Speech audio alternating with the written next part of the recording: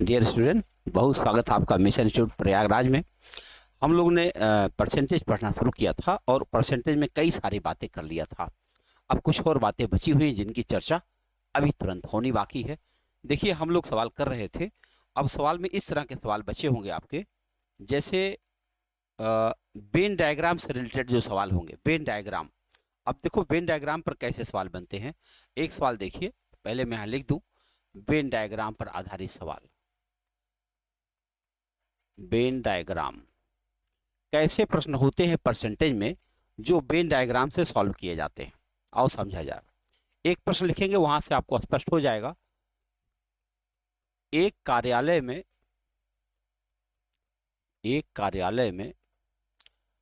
65% व्यक्ति चाय पीते हैं।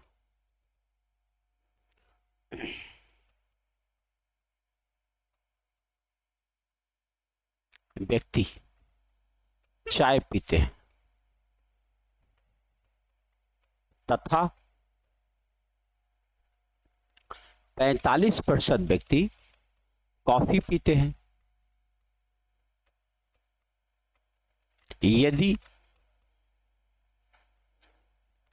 यदि 70 व्यक्ति चाय तथा कॉफी दोनों पीते हैं, चाय तथा कॉफी दोनों पीते हैं,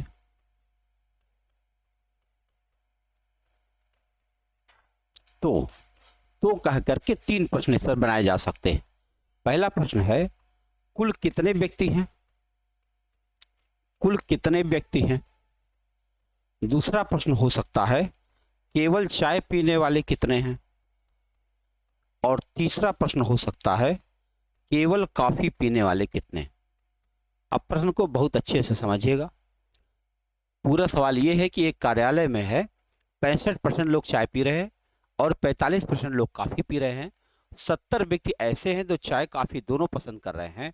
आपको बताना है कुल कितने व्यक्ति हैं और केवल चाय कितने पी रहे हैं, केवल कॉफी कितने पी रहे हैं। पहले प्रश्न का जवाब देने के लिए वेन डायग्राम की जरूरत नहीं है। कैसे नहीं है, आओ दिखाते हैं। पहला प्रश्न जब आप करते हैं तो हमें पता चल जाता है कि भाई 65% लोग चाय पी रहे हैं और 45% लोग कॉफी पी रहे हैं। अगर दोनों को जोड़ा जाए तो कितना हुआ भाई, 6 4 10 11, 110% नजर आता है। ऐसा कैसे हो सकता है जब पूरे कार्यालय में 100% लोग हैं, 110 कैसे दिख रहा? दरअसल यही 10% लोग हैं जो ओवरलैप कर रहे हैं दोनों साइड में, यानी वो चाय भी पी रहे हैं और कॉफी भी पी रहे हैं। यानी हमारे हिसाब से 10% व्यक्ति है जो चाय कॉफी दोनों पी रहे हैं। और सवाल में दिया हुआ है 70 व्यक्ति हैं जो चाय कॉफी दोनों पी रहे हैं। अब हम कह सकते हैं, मान लो कुल संख्या x रही होगी तो उसका 10% लोग चाय पी रहे होंगे, चाय कॉफी दोनों पी रहे हैं, और वो कह रहा है 70 व्यक्ति चाय कॉफी दोनों पी रहे हैं। इससे हमें कुल संख्या तुरंत मिल गई है। कैसे? 700। हमें पता चल गया कार्यालय में कुल 700 लोग हैं। पहला प्रश्न हमारा डन हो गया। अब हमें दूसरे प्रश्न पर बात करनी। दूसरा प्रश्न हमारा है, केवल चाय कितने पी रहे हैं? अगर केवल चाय पीना है तो इसके लिए हमको एक डायग्राम बना लेना चाहिए। अगर हम डायग्राम बना लेंगे तो हमारे लिए ज्यादा सुविधाजनक हो जाएगा। देखो ऐसे, इसको हम चाय वाले सर्किल मान ले, इसको हम कॉफी वाली सर्किल मान ले। और यहाँ 10% लोग चूंकि चाय कॉफी दोनों पी रहे थे इसलिए हम 10 यहाँ लिख देंगे। अब बताओ, चाय पीने वाले कुल 65% लोग थे, जिसमें इस सर्किल के अंदर मुझे 65 लिखना था, जिसमें 10 लिखा जा चुका है। बताओ कितना बचा होगा? 55। ऐसे ही इस सर्किल के अंदर हमें कुल 45 लिखना था, जिसमें 10 लिखा जा चुका है। तो अभी मुझे कितना लिखना बाकी है? 35। बस हमारा काम खत्म हो गया। अब जब हमें पता चल चुका है 700 व्यक्ति टोटल हैं, तो उस 700 व्यक्ति का 55% लोग केवल चाय पीते हैं और उस 700 का 35% केवल कॉफी पीते हैं। तो अब आप बहुत आराम से निकाल सकते हैं, 700 का अगर आप 55% निकाल दें तो केवल चाय वालों की संख्या मिल जाएगी। डबल जीरो कैंसिल हो गया, 7 पचे 35 और 7 पचे 35, 3 38, 385 लोग हैं जो केवल चाय पी रहे हैं। बस ऐसे ही अगर हम 700 का 35% निकाल दें तो केवल हमें काफी पीने वालों की संख्या मिल जाएगी, जो रहेगी 7 पचे 35 3 और 7 तियां 21 3 24। अब ये सवाल पूरी की पूरी तरह से सॉल्व हो चुका है। इसको अगर हम चेक करना चाहें कि क्या हमने सही कुछ किया है, तो आइए देखते हैं क्या कर सकते हैं। चाय पीने वालों की संख्या हम लोग के पास कितनी आई थी? 385। केवल काफी पीने वालों की संख्या कितनी आई थी? 245। और चाय तथा काफी दोनों पीने वालों की संख्या कितनी आई थी? 70। अगर हम तीनों को जोड़ दें तो हमारी टोटल वैल्यू मिल जानी चाहिए, और टोटल वैल्यू है कितनी? 700। आओ चेक कर लेते हैं। 5 5 10 हासिल में 1, 8 4 12 7 19 1 20 हासिल 2, 2 3 5 2 7। ये देख लीजिए, आपका पूरा सवाल पूरी तरह से सॉल्व हो चुका है। अगर यह सवाल आपको अच्छे समझ में आ गया होगा, ऐसे ही एक और सवाल करवाएंगे इस टाइप का है, और इसी टाइप में यानी वेन डायग्राम में ही ऐसा थोड़ा सा अलग हट करके भी सवाल बनता है।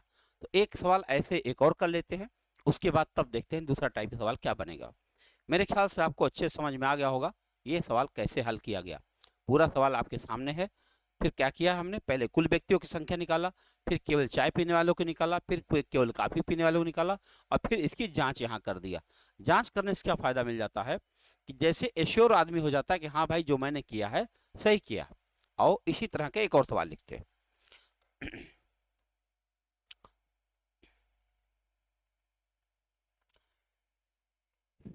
एक कार्यालय में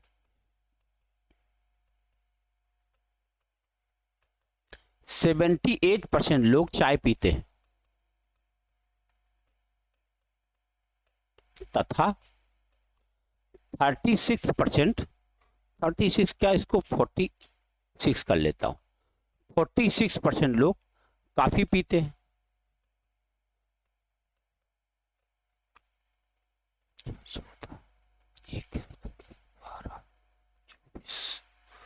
यदि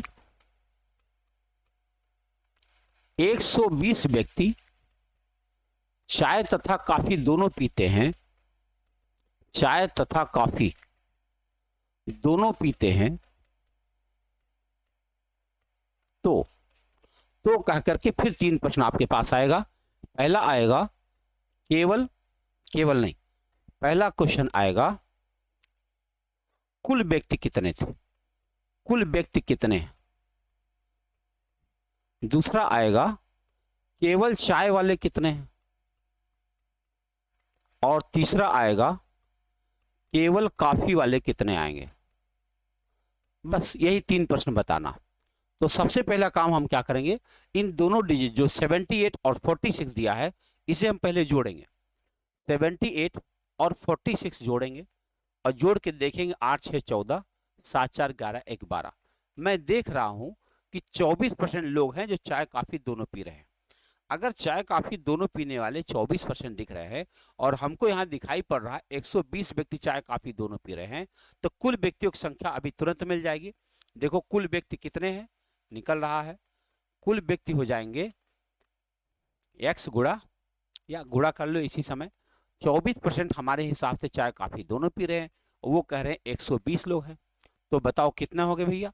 120 गुणा 24/100, उल्टा कर दिया।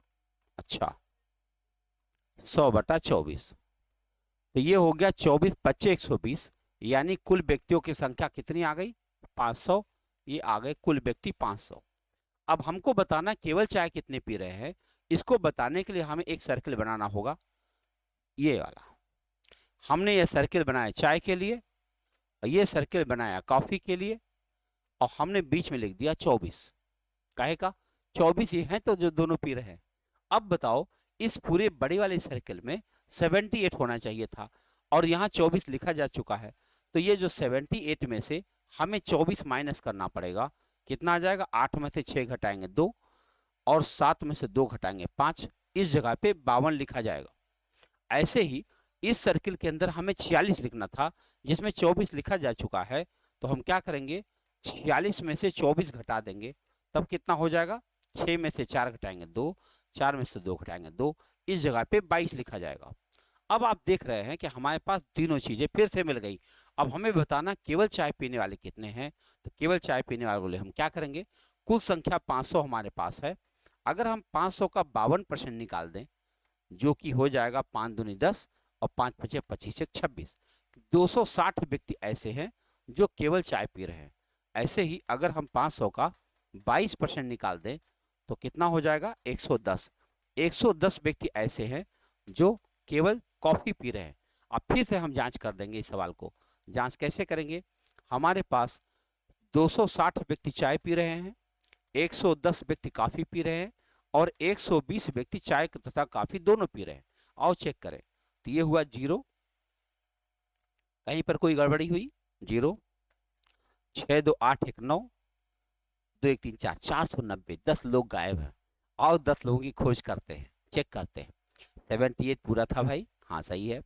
तो 78 और 46, 8 6 14, 7 4 11 1 12, ठीक है। 24 25 120, 500 टोटल हो गए, अच्छी बात है। अब क्या हुआ, 24% लोग दोनों पी रहे हैं। 8 में से 6 घटाओ 4 घटाओ 4, ये रहा गलती। यहाँ पे 8 में से 4 घटाओ 4, यहाँ पे होना चाहिए था 54, और अगर यहाँ 54 रहा होता तो ये गिनती आपकी क्या बनती? आओ देखते हैं। ये गलती गलत हो जाती और तब यहाँ बनता 5 चौके 20 और 5 दूनी 10 2 12, यहाँ बनती 120। एक मिनट देखो, 100 कट गया। अब 5 चौके 20 हासिल 2, 5 पचे 25 2 27, ये जो 260 दिख रहा है ये 270 था।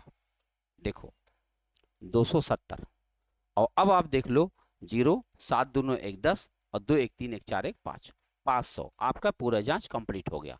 तो आप देख सकते हैं इस तरह का सवाल कितने जबरदस्त तरीके से आपके पास पहुंच गया। अब इसी में एक दूसरे प्रकार का सवाल भी बनता है, थोड़ा सा उसमें बदलाव है। मैं अगला सवाल लिख रहा हूं। देखो अगला प्रश्न आपके पास आएगा, वो कैसा होगा, उसकी प्रकृति कैसी है। देखो है वेन डायग्राम का ही सवाल, बस उसको आपको समझना कि किस प्रकार का सवाल बन रहा है। एक परीक्षा में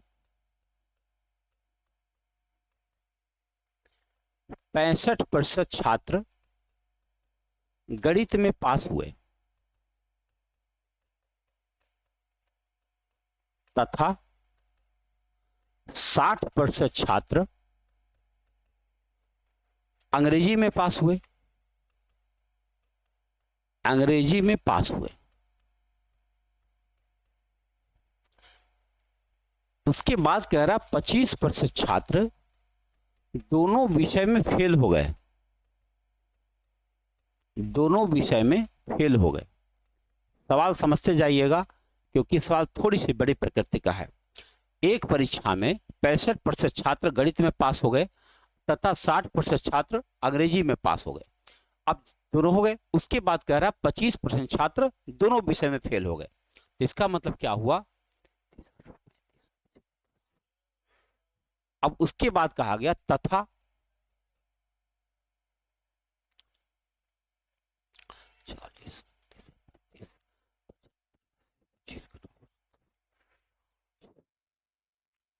तथा 400 छात्र दोनों विषय में पास हो गए, दोनों विषय में पास हो गए। अब आपको बताना है कुल कितने छात्र थे। प्रश्न है कुल कितने छात्र थे। प्रश्न बहुत अच्छा है, एक बार दोबारा देख लीजिए। एक परीक्षा है, उस परीक्षा में 65% छात्र गणित में पास हुए, 60% छात्र अंग्रेजी में पास हुए, 25% छात्र दोनों में पास हो गए तथा 400 छात्र दोनों विषय में फेल हो गए, दोनों विषय में पास हो गए। अब ये देखो फेल खाली है इतने लोग हैं और 400 छात्र दोनों विषय में पास हुए। बताना है कुल कितने छात्र थे। इसको बताने के लिए आपको एक छोटा सा टेबल बना लेना चाहिए। टेबल मैंने यहाँ लिख दिया पास, यहाँ लिख दिया फेल। अब आप बताओ अंग्रेजी विषय में क्या हुआ होगा। चाहे पहले गणित लिख देता हूं। गणित विषय में क्या हुआ कि केवल इसमें 65% लोग पास हो गए। इसका सीधा सा मतलब हुआ कि 35% लोग फेल हो गए। अंग्रेजी में क्या हुआ? अंग्रेजी में आपने देखा कि 60% लोग पास हुए, इसका मतलब 40% लोग फेल हो गए। और यह भी बताया गया कि 25% छात्र दोनों विषय में फेल हो गए। आपने तो देखा होगा वेन डायग्राम में जब दो सर्किल हम बनाते हैं तो उसमें कुल 3 सेक्टर बनते हैं और 3 सेक्टर हमको फेल वालों का दिया गया है। अगर मुझे फेल का परसेंटेज मिल जाए तो भी तो हम पास का परसेंटेज निकाल पाएंगे। तो हम फेलुओं के लिए एक डायग्राम बनाते हैं, ऐसे, ऐसे और ऐसे।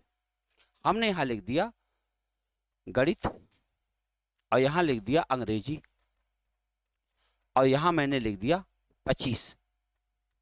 ये फेलुओं का है भैया डायग्राम, फेल होने वालों का ये सब डायग्राम बन रहा है।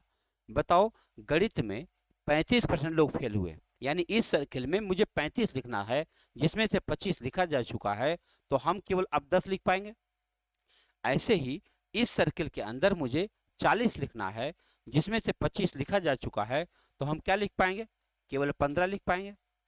अब देखो 25 15 40, 25 10 35। ये पूरा डायग्राम जो दिख रहा है ये केवल फेल होने वालों का है। तो बताओ फेल कितना हुए? 25 15 40 10 50। उस परीक्षा में 50% छात्र फेल हो गए हैं, चाहे वो गणित में फेल हुए हों, चाहे अंग्रेजी में फेल हुए हों, चाहे दोनों में फेल हुए हों। आपको दिखाई पड़ रहा है कि कुल 50% छात्र फेल हो गए हैं। इसका सीधा सा मतलब है कि बच्चे पास कितने हुए होंगे? 50% बच्चे पास हुए। और ये कह रहे हैं 400 बच्चे पास हुए। बताओ कुल कितने बच्चे हो गए? अब अगर कुल बच्चों की संख्या हम x मान लें और उसका 50% पास हुए हैं और उनकी संख्या 400 दिया गया है, तो बताओ x बराबर 800 हुआ कि नहीं हुआ? तो कुल बच्चे कितने हो गए? उस परीक्षा में बैठने वाले कुल बच्चों की संख्या कितनी हो गई? 800। सवाल पूरा ध्यान से देख लीजिए। ऐसे सवाल में आपको करना क्या होता है, एक छोटा सा टेबल बना लेंगे और फेल होने वालों का डायग्राम इसलिए बनाना है क्योंकि इसमें तीनों वैल्यू दी गई है, तीनों सेक्शन। अगर हम पास वाले को बनाते तो पास वाले की या तो ये दे दिया जाता इतने परसेंट लोग दोनों विषय में पास हुए, तो फिर हम पास वाले का डायग्राम बना लेते। जैसे यहाँ पर हम लोग निकाल चुके हैं कि 50% लोग दोनों विषय में पास हुए, तो हम क्या करेंगे? 50% बीच में लगा देते और तब ऐसे बनाते। तो हमको जो दिया गया होता है उसी आधार पर हम सवाल लगाते हैं। ऐसा ही, ठीक ऐसा ही एक और सवाल लिख लीजिए जल्दी से। देखिए एक प्रश्न और ठीक ऐसा ही, एक परीक्षा में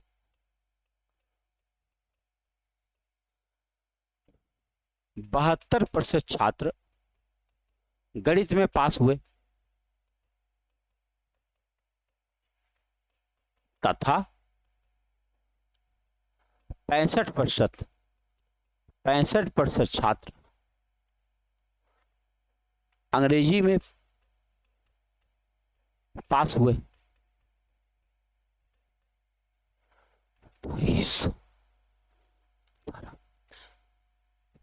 तथा 18% छात्र दोनों विषय में फेल हो गए, दोनों विषय में फेल हो गए।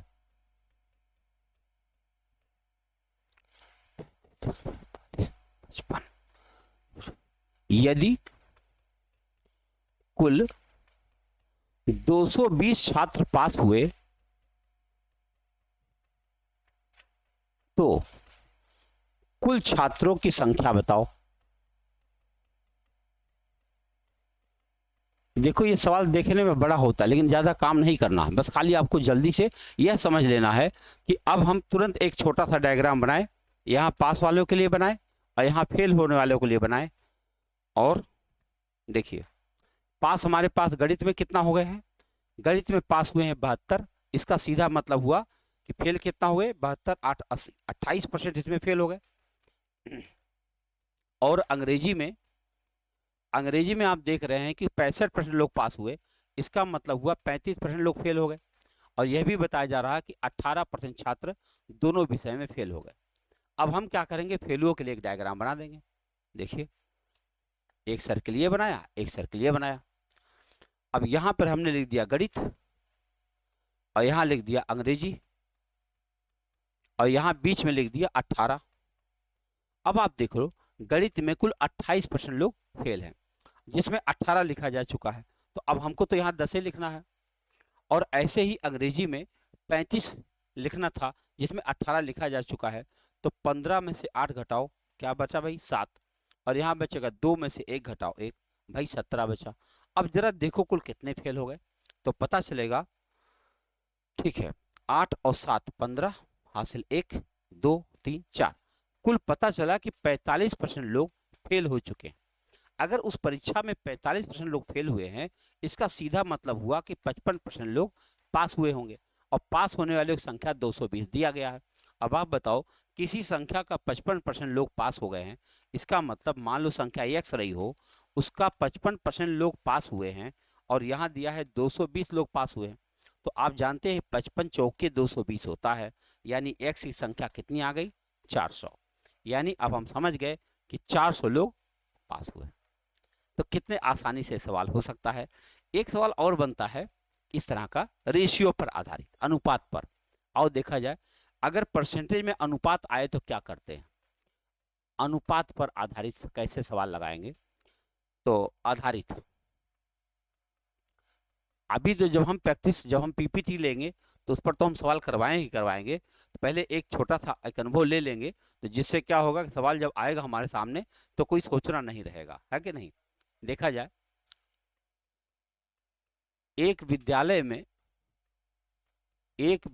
में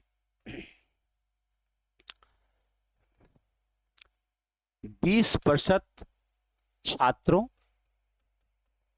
तथा 30% छात्राओं को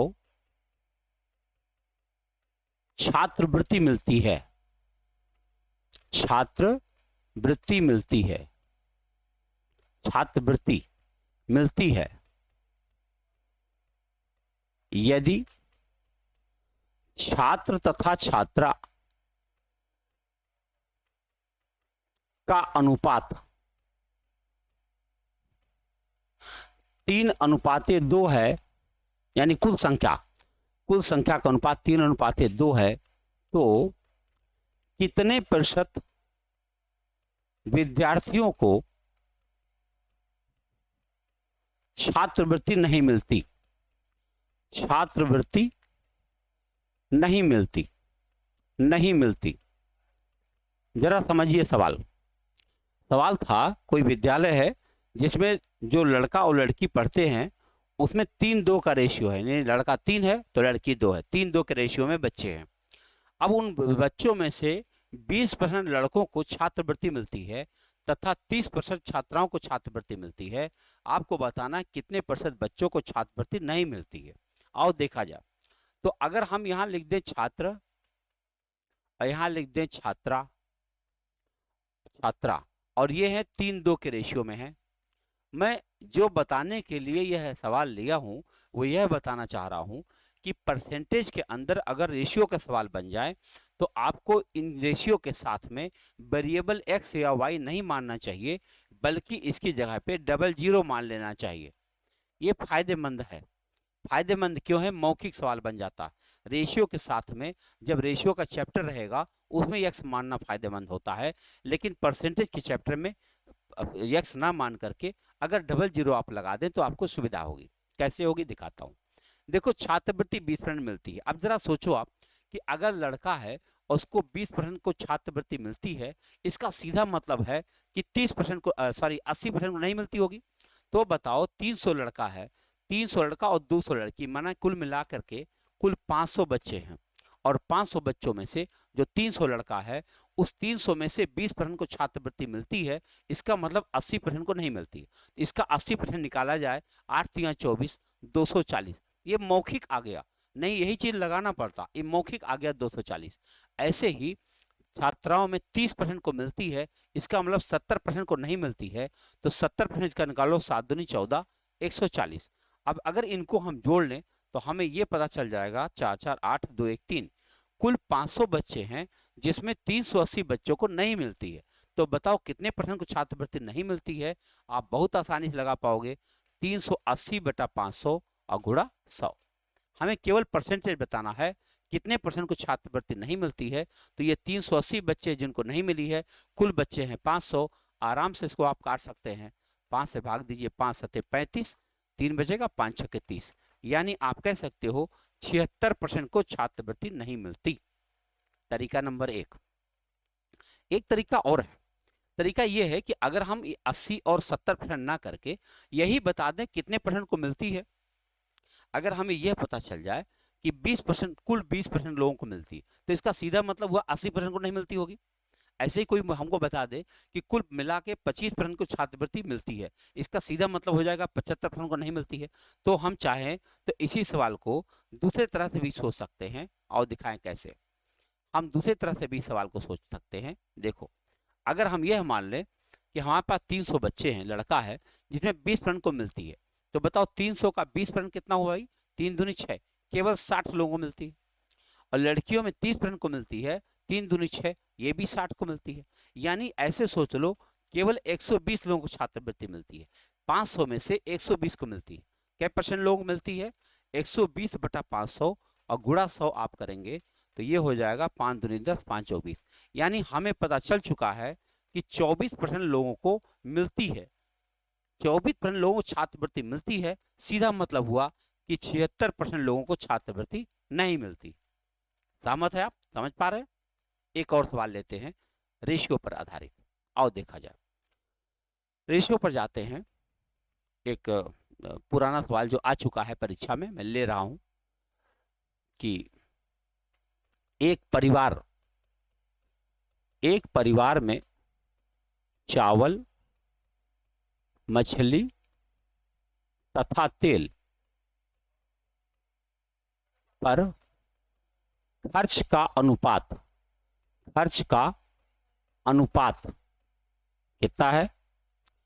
12:17:3 है। इनके मूल्यों में क्रमशः 20%, 30% तथा 50% की वृद्धि हो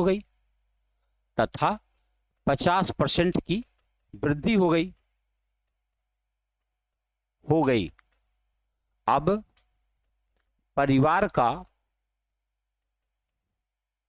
खर्च कितने परसेंट बढ़ गया? यानी खाली ये बताना है कि जो पहले खर्च चल रहा था परिवार का, उस खर्च में कितने प्रतिशत की वृद्धि आ गई। हमें देखना था रेशियो। अब हम रेशियो को कैसे हैंडल करेंगे, आओ देखते हैं।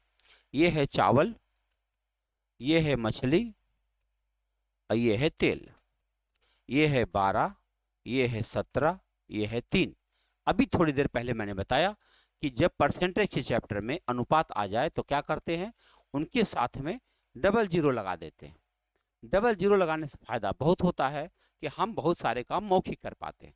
इन्होंने कहा केवल वृद्धि बताओ, तो अब बताओ अगर इनके मूल्य में इसमें 20% वृद्धि हुई है, इसमें 30% वृद्धि हुई है और इसमें 50% की वृद्धि हुई, तो हमें केवल वृद्धि देखना है। देखो परिवार का खर्च पहले कितना था? 17, 3, 20, 12, 32। यानी परिवार पहले हर महीने 3200 रुपया खर्च करता रहा होगा, 3200। अब देख लें दाम बढ़ जाने के बाद अब वो कितना खर्च कर पा रहा है, तो 12 दूनी 24, 240 रुपये यहाँ ज़्यादा खर्च कर रहा है, प्लस 17 या 51, 510 रुपये यहाँ ज़्यादा खर्च कर। अब देख सकते हो आप कितना जल्दी से परसेंट नहीं निकल पा रहा, इसी वजह से निकल पा रहा। और 5 या 15, 150 रुपया यहाँ अधिक खर्च कर रहा। अब जरा बताओ कुल खर्च में कितना वृद्धि हो गई, जो जोड़ा जाए तो 0 आ गया।